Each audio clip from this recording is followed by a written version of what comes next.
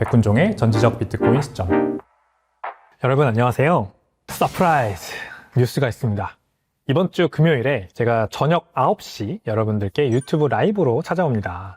처음 있는 일이죠. 유튜브 제가 계속 영상만 올렸고 이렇게 커뮤니티 통해서 포스팅만 했었지 라이브를 한 적은 없는데 이번에 한번 처음으로 해보기로 했습니다.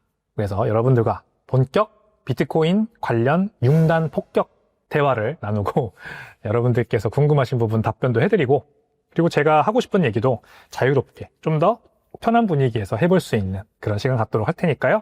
금요일 저녁 9시 백군종의 전지적 비트코인 시점 유튜브 라이브 많이 들어와 주시면 감사하겠습니다. 여러분 오늘 드릴 말씀은 비트코인이 주식보다 나은 이유입니다. 오늘도 논란이 될 만한 주제를 가져왔는데 어떤 얘기를 할 거냐면요.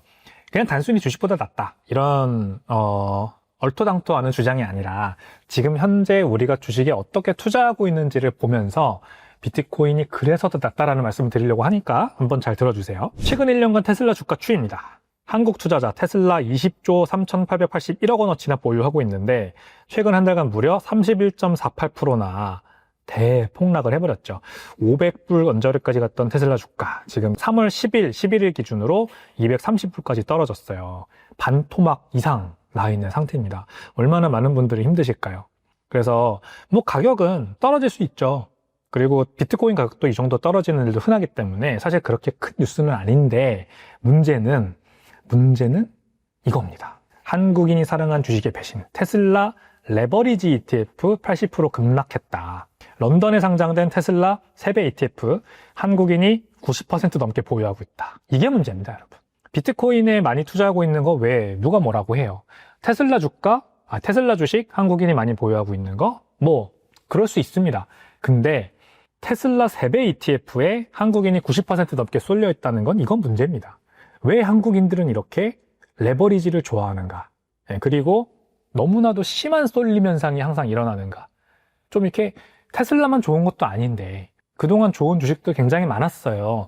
이렇게 막 자동차, 뭐 AI, 뭐 이렇게 중후장대 산업 아니고 그냥 소비재 섹터에서도 수십 배 가격이 오른 주식들도 많았다고요. 일본의 그 스시집인 스시로 주가도 얼마나 많이 올랐는지 아세요, 여러분? 뭐 이렇게 프랜차이즈, 미국에는 카바라고 하는 이탈리안 식당 프랜차이즈도 있는데 이 카바라고 하는 식당의 주가도 수십 배가 올랐단 말입니다. 이렇게 우리가 직접 가보고 경험해 볼 수 있는 주식들도 많아요. 근데 테슬라 주식에 왜 이렇게 몰빵을 하고 있느냐? 그것도 ETF, 레버리지 ETF에. 이게 이제 문제라는 거죠. 자, 서학개미 보유 상위 종목 한번 보겠습니다. 1위 테슬라, 2위 엔비디아. 이제 이 두 가지 주식에 서학개미가 엄청나게 몰빵을 하고 있는 걸 아시겠죠? 3위 애플, 4위 마이크로소프트는 사실 근본이지 않습니까? 그냥 뭐가 됐든 좋으니까 아무튼 주가는 오를 거야 라고 하는 무지성 투자를 하는 그런 주식들이잖아요. 마이크로소프트는 조금 그래도 AI가 묻어있기 때문에 약간 스페큘레이션이 있긴 하지만 어쨌든 테슬라와 엔비디아는 명확합니다. 엔비디아는 AI가 대박 날 거야. AI 산업이 앞으로 제2의 인터넷처럼 세상을 바꿀 거야 라는 거. 그리고 테슬라는 뭐 로보택시 그리고 옵티머스 로봇 그리고 전기차가 세상을 다 바꿀 거야 라고 하는 그런 희망이 섞여 있는 주식들인데 이제 이런 것들이 서학개미가 잔뜩 뭐 3, 4, 5위를 다 합쳐도 2위가 안 될 만큼 엄청난 금액을 투자를 하고 있는데 연초 이후 주가가 마이너스 45%, 마이너스 20% 막 이렇습니다. 테슬라는 뭐 더 떨어졌죠. 엔비디아도 딥시크 같은 게 지금 엄청난 충격으로 다가오면서 본의 아니게 사실 엔비디아는 실적을 굉장히 잘 내고 있지만 그 딥시크 충격과 그 다음에 미래 성장성에 대한 우려 때문에 가격이 빠지고 있는 거예요. 근데 이거를 사람들이 예상할 수 있었을까요? 테슬라 가격은 뭐 이렇게 등락할 수 있었다라고 사람들이 생각할 수도 있죠. 왜냐면 일론 머스크가 너무나도 뭐 정가에도 몸을 담그고 지금 뭐 옛날부터 이 문제될 만한 발언들도 많이 하고 뭐 방송에 나와서 대마초를 피지 않나 이런 기행을 했었기 때문에 야, 저 일론 머스크 저 하는 행동 때문에 주가 이렇게 빠지는 거는 흔히 있는 일이다 라고 사람들이 각오를 하고 투자를 하지만 문제는 앞서 보여드린 것처럼 이렇게 3배 레버리지를 투자하고 있으면은 그러면은 안 되죠. 마이너스 45%라는 거는 2배 레버리지만 했어도 거의 청산인 거지 않습니까? 3배 레버리지를 투자했으면 이미 청산입니다. 네, 마이너스 45%까지 빠지는 동안 청산입니다. 그렇기 때문에 뭐 165억 달러 날라간 거고 엔비디아는 뭐 사실 몰랐을 겁니다, 아무도. 그냥 AI 당연히 좋겠지. 근데 마이너스 20%나 빠질 줄이야. 아마 예상 못했을 거고, 많은 분들이. 펠런티어도 많이 투자하고 계시죠? 우리나라에서 이제 AI 관련주로 또 굉장히 핫한데, 지금 연초 대비해서 1% 상승을 했지만, 사실 고점 대비 빠진 걸로 치면은 엔비디아 못지 않습니다. 예, 결국 펠런티어도 고평가 논란 휩싸이면서 지금 굉장히 많이 빠지고 있고, 이런 것들을 예상한 분들이 많이 없을 거예요. 미국 주식은 계속 좋은 거 아닌가? 라면서 서학겜이라는 유행어가 등장한 거기 때문에. 근데 지금 이렇게 보세요. 나스닥 지수 마이너스 4%, S&P 500 지수 마이너스 0.3%, 다우존스 지수 겨우 플러스 1.6%, 25년 연초 대비 상승률, 미국과 그 다음에 유럽, 신흥국, 아시아, 코스피, 코스닥 비교를 해보면 미국은 지지부진하고 하락하고 있고, 오히려 유럽과 신흥국, 아시아가 좋고 코스피, 코스닥도 좋습니다. 코스닥이 사실 주가지수 연초 대비 상승률로 보면은 제일 좋네요. 플러스 13.7%. 그래서 이렇게 될 줄 예상한 사람이 또 얼마나 있었을까 싶습니다. 우리나라 경제 계속해서 안 좋다. 뭐 수출도 줄고 있다. 그 다음에 환율도 굉장히 많이 올랐죠. 우리나라 수출 경쟁력 점점 잃고 있다. 반도체 헤게모니 놓쳤다. 이런 안 좋은 뉴스만 계속 들렸는데 오히려 연초 대비 주가 상승률은 코스닥이 제일 좋은 상황입니다, 지금. 이거를 어떻게 받아들여야 할 거냐. 네, 트럼프 당선 이후 주요 증시 상승률, S&P 500 지수 사실상 그냥 횡보하고 있고, 오히려 항생 H인덱스, 중국 주가 지수가 제일 좋습니다.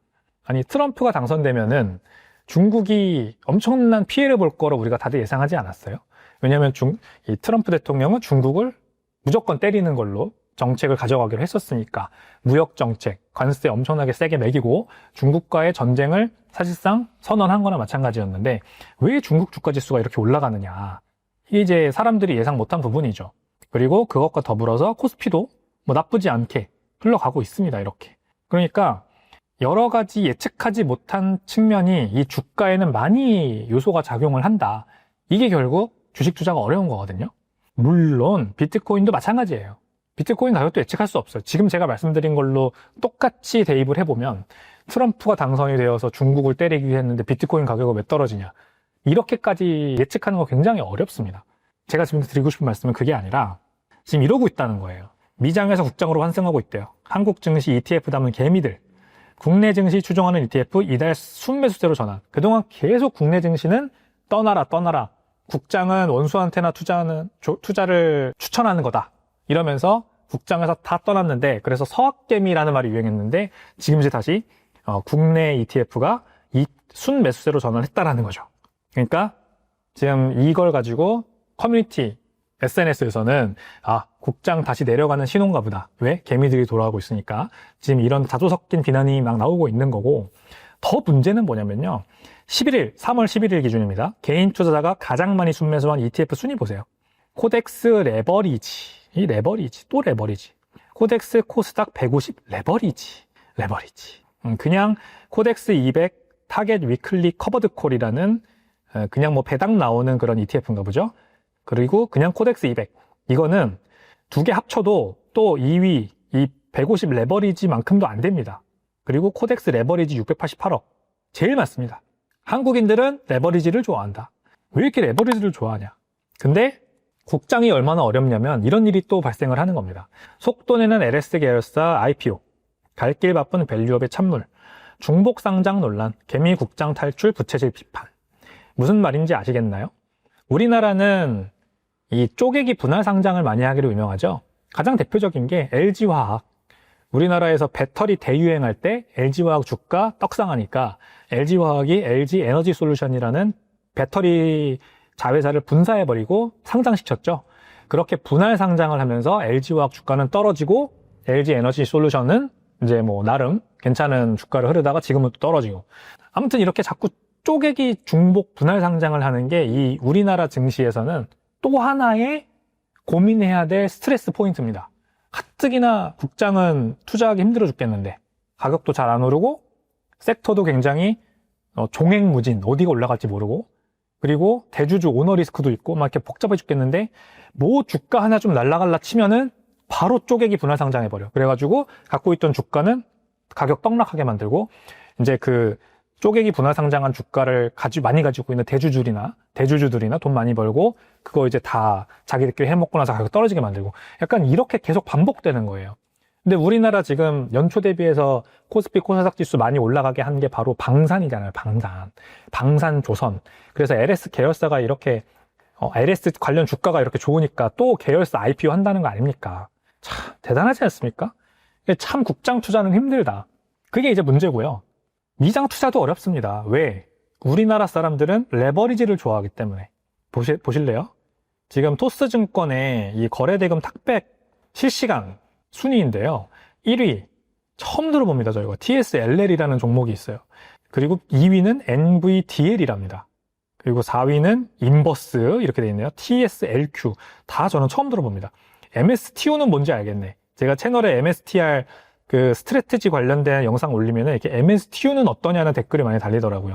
이것도 이제 여기 보면은 EX 2배 레버리지라는 거 알겠죠?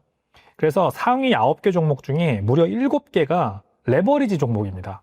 이 TSLL은 아마 테슬라 2배 추종 레버리지인 것 같죠? NVDR 2배 추종 레버리지인 것 같고, 그리고 3위에 내려와야 이제 엔비디아가 있고, 5위에 테슬라 있고, 그 다음에 MSTU, SMCX, SOXS, 인버스 3배 레버리지도 있습니다. 인버스 2배 레버리지. 이렇게 레버리지입니다. 전부 레버리지. TQQQ, 이거는 아마 미국 주가 지수겠죠? 지수 3배 레버리지인 것 같고. ETHU, 이건 뭐지? 처음 들어봐요, 다. B2, 이것도 알아요. 예, 제가 소개해드린 건 적이 있죠, 이거는. 그리고 비트코인 옵션 주는 거. SQQQ, 인버스고. 이렇게 저 진짜 거의 대부분 다 처음 들어봅니다. 이렇게 레버리지 투자를 좋아해요, 한국인들은. 2배, 3배 레버리지에다가 인버스 레버리지까지 그냥 아주 그냥 당연한 듯이 투자를 많이 하는 게 이 한국인들이란 말입니다. 그러니까 이런 데에 많이 투자를 하니까 돈을 못 버는 거예요. 2배 레버리지만 해도 가격이 40%만 떨어져도 청산이잖아요. 거의 청산. 마진콜 빵빵빵 날라오고. 그리고 3배 레버리지 했다가 한 20%, 30%만 떨어져도 그러면 또 마진콜 청산이에요. 그러니까 자꾸 이렇게 카지노보다 더 위험한 것 같아요, 저는 이게. 카지노는 그냥 판돈을 내가 뭐라 그럴까. 카지노는 그래도 내가 49.5%의 확률로 이길 수 있다고 하잖아요. 카지노가 딱 조정해 놓은 교묘한 그 확률이 있어서.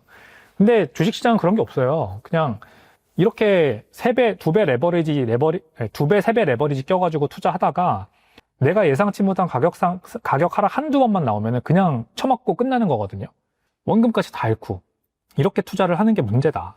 그래서 이런 투자 행태를 빌어서 주식보다 비트코인이 나은 점을 한번 설명을 드려보겠습니다. 비트코인이 주식보다 나은 점. 일단 오너 리스크가 없습니다. 테슬라 일론 머스크 이슈. 일론 머스크가 뭐 굉장히 잘하는, 당연히 저도 굉장히 존경하고 이 사람 때문에 테슬라가 앞으로 더 대박이 날 거라 저도 믿는데 그건 장기적으로 봤을 때죠. 테슬라 주가를 제가 비트코인에 투자하는 것처럼 장기적으로 10년, 20년 이렇게 보고 계속 꾸준하게 개수 늘려나간다? 주식 계속해서 모아나간다는 관점에 투자하면 너무 좋아요. 아니면 그냥 딱 진짜 내가 가용할 수 있는 자금 다 끌어서 테슬라 주식 딱 사고 그 다음에 앱 지워버리고 가격 안 보고 그냥 보유하면 너무 좋은 주식이란 말이에요. 근데 제가 보여드린 것처럼 2배, 3배 레버리지로 계속 단타치고 뭐 영국에 상장된 ETF 3배 레버리지 ETF의 90%가 한국인이다. 이렇게 쏠림 현상이 그쪽으로 가면은 터진다고요.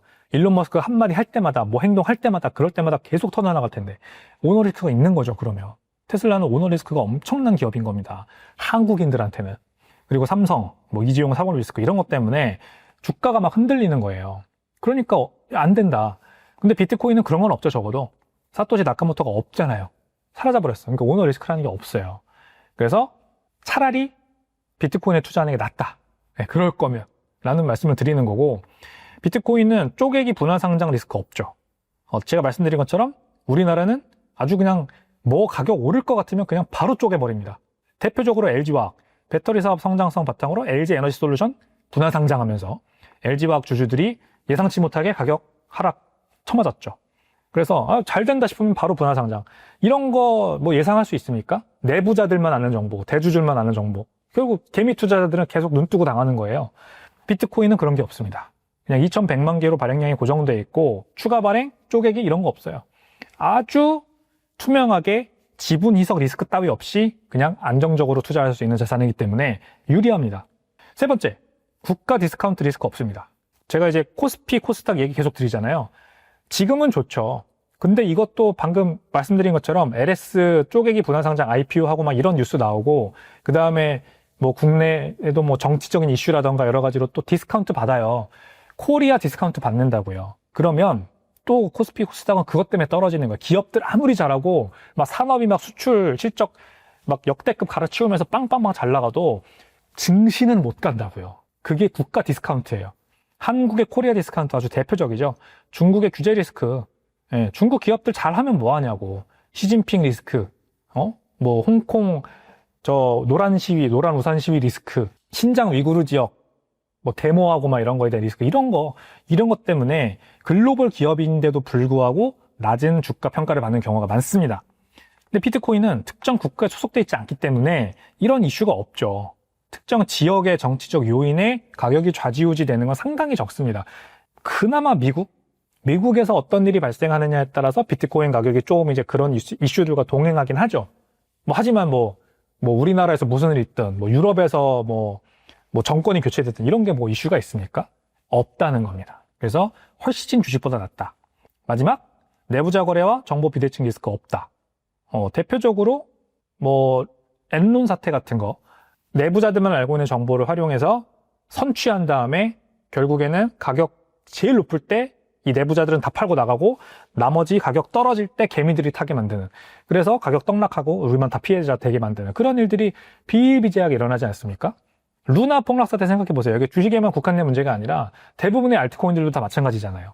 루나, 권도영은 알았지. 내가 이렇게 될 거, 지는 아는 거죠. 그리고 자기는 몇 조 원어치 비트코인 잔뜩 쟁여놓고 결국에는 러그풀, 가격 떡락하게 만들고 도망가지 않았습니까? 그리고 몬테네그로에서 잡히고. 네, 그리고 아마 제가 알기로는 이 루나에 투자했던 많은 기관 투자자 VC들 중에서도 미리 알고 미리 정리한 곳도 꽤 많을 겁니다. 아니 솔직히 안 그러겠냐고. 그러면은 그 뉴스가 나오기 전까지 계속 샀던 개미들만 당하는 거죠. 근데 비트코인은 적어도 이런 일은 없습니다. 심지어 고래 투자자들도 블록체인이라고 하는 그 투명하게 모든 원장이 공개되는 특성 때문에 내가 샀다 팔았다가 다 공개되잖아요. 웨일 얼러트라는 트위터 계정이 있죠. 그래서 무슨 지갑 주소 몇 개를 가지고 있는 지갑 주소가 몇 개 비트코인을 샀다 막 이런 걸 계속 실시간으로 알려주지 않습니까? 그래서 우리가 상대적으로 이 고래들이라고 할 수 있는 내부자라고도 할 수 있죠. 어쩌면 비트코인 많이 가지고 있으면 그냥 우리가 이해하기 쉽게 이들을 내부자라고 하자고요. 그러면 이들이 무슨 짓을 벌이고 있는지를 상대적으로 훨씬 알기 쉽기 때문에 훨씬 투명하게 정보 비대칭 없이 동일한 시장 정보 기반으로 투자 결정 내릴 수 있어서 좋은 겁니다. 저도 주식 투자합니다. 몇몇 종목을 가지고 있습니다. 근데 저는 비트코인처럼 이 주식들의 10년, 20년 뒤를 내다보고 장기적인 목적을 가지고 투자한 거지 샀다 팔았다 하려는 목적으로 산 게 아닙니다. 그래서 저 가격도 몰라요. 그 주식들 지금 얼마야? 저 물어보면 가격 모릅니다. 관심이 없어요. 근데 지금 우리나라 투자자들은 대부분이 아까 토스증권의 그 거래대금 상위 100개 종목에서도 봤지만 레버리지를 껴서 마치 운이 좋으면 내가 이거를 통해서 금세 부자가 될 수 있을 거라는 헛된 희망을 가지고 단타를 치는 용으로 투자를 한다고요. 그래서 주식 투자가 항상 그렇게 잘 안 되는 겁니다. 제 주변에도 주식 투자로 돈 벌었다는 사람 본 적이 없어요. 돈 잃었다는 사람은 많이 봤어요. 그게 원인이라고요. 그래 적어도 비트코인은 우리나라 거래소들에는 레버리지 상품은 없잖아요. 물론 바이낸스로 가면 레버리지 투자할 수 있지. 하지만 적어도 국내 거래소에는 레버리지 상품이라도 없어서 다행이라는 생각이 들 정도입니다. 이 정도니까. 그래서 비트코인은 그냥 꾸준하게 개수를 모아나가는 투자를 하는 아주 좋은 자산인 겁니다. 그리고 물론 많은 주식들 대비해서 비트코인이 지금 퍼포먼스가 그렇게 좋지 않은 것도 사실이에요. 하지만 장기적으로 봐야죠. 앞으로 향후 내가 지금 만약에 불의의 사고를 당해서 콤마 상태에 빠져. 그래가지고 10년 뒤에 일어났다고 해봅시다. 그러면은 내가 지금 굉장히 좋게 보고 있는 그 주식들이 10년 후에도 정말 살아남아 있을까? 근데 그것과 비교해서 비트코인은 저는 살아남아 있을 거라고 생각을 하거든요. 굉장히 믿음이 강합니다. 그만큼. 왜냐면 그만큼 기술적으로 완벽하고 탄탄하고 가치 중립적이고 CEO, 오너 리스크 이런 거 없고 어떤 국가에도 귀속되지 않고 상당히 많은 리스크들이 굉장히 뉴트럴하게 잘 이렇게 완화가 되어 있어요. 그렇기 때문에 정말 불의의 사태가 발생하지만 않으면 아주 안정적으로 오래 갈 수 있는 투자 자산이라는 생각이 드는 겁니다. 그래서 우리가 비트코인도 그렇고 주식도 그렇고 장기 투자가 좋다. 단기 투자 즉 10루타 종목을 찾는데 우리가 골몰을 해야 되고 집중을 해야 된다. 찾았다면 이것들을 계속해서 개수를 불려나가는 투자를 하는 게 제일 좋다라는 게 일단 저는 기본적인 아이디어인데 대부분의 투자자들은 그렇게 안 하고 있어요. 아니, 그럴 바에는 주식보다 비트코인이 낫다는 생각이 듭니다. 저는. 비트코인 계속 꾸준히 투자하세요. 계속 개수 모아 나가세요. 그러다 보면은 꾸준하게 하다 보면은 이제 계속해서 내 재산이 불려나가지고 언젠가는 부자가 되는, 그렇게 생각보다 멀지 않은 기간에 부자가 되는 그런 경험을 하실 수가 있을 겁니다. 아시겠죠? 그래서 지금 대부분의 국내 투자자들이 투자하는 방식으로 주식 투자할 바에는 비트코인이 낫다 라는 말씀 드리면서 오늘 컨텐츠 마무리하도록 하겠습니다. 네, 오늘 내용도 즐거우셨다면요, 구독, 좋아요, 댓글 많이 달아주시고 알림 설정까지 해주시면 감사하겠습니다. 저는 다음 시간에 더 좋은 내용으로 찾아뵙겠습니다. 감사합니다.